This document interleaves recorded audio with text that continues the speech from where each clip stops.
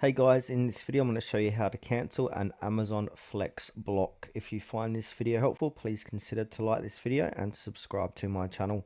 In saying that, let's just jump straight into the video. Alright, so to cancel an Amazon Flex delivery block, what you first need to do is open up the Amazon Flex app. So launch the app on your smartphone and simply log into your account.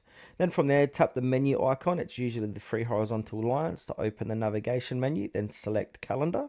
Then from there, select the scheduled block in the calendar view. Find and tap on the date of the block you wish to cancel, then select the specific block. Then from there, simply forfeit the block. So tap the option labeled forfeit or cancel. A confirmation prompt will appear. Confirm your decision to cancel the block. Now there's some important considerations here as well. So timing: to avoid potential penalties, cancel the block at least 45 minutes before its scheduled start time. If you accept the block less than 45 minutes before it begins, you have a 5-minute window to cancel without penalty. And also, consistently forfeiting blocks, especially without adequate notice, may affect your standing with Amazon Flex. It's advisable to only schedule blocks you intend to complete.